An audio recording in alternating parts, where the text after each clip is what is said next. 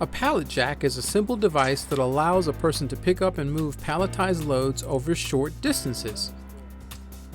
Pallet jacks are quite useful and can be found in most warehouses and at some construction sites. They are cheaper and easier to operate than forklifts and are generally safer than manual labor. Most pallet jacks can lift a little more than 7,000 pounds. However, the units found in our FMS have a 5,500 pound capacity. Pallet jacks come in two variations, manual and electric. This training will focus on the operational use of a manual pallet jack. To use a pallet jack, follow these steps. First, find the release lever, which is typically found in the middle of the rounded handle. Position yourself in front of the handle and push the small lever up. This allows the pallet jack forks to drop to their lowest position. Now you are ready to push the pallet jack over to the items that need to be moved. Hand pallet jacks have a simple raise, neutral, lower operating method.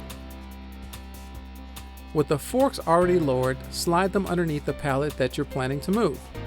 Make sure you push the forks all the way through the underside of the pallet so that the wheels are resting on the floor and not on any part of the pallet. Once the forks are positioned underneath the pallet, push the actuating lever down. Then begin pumping the handle up and down. You should feel some resistance and notice the forks slowly lifting the pallet. Continue pumping the handle several times so that the pallet is clearly off the floor. A clearance of 1 inch between the floor and pallet is usually sufficient when moving a load. To move a load, engage the actuating lever in the neutral or middle position. This position disengages the lifting mechanism, making the handle free from hydraulic resistance, which allows the forks to stay in the raised position. When moving a pallet jack, one might ask if it's more effective to push or pull the load. The answer is simply this: pulling a pallet jack increases the chances of you being run into by the pallet if you need to stop suddenly. By pulling, you also increase the possibility of injuring your lower back.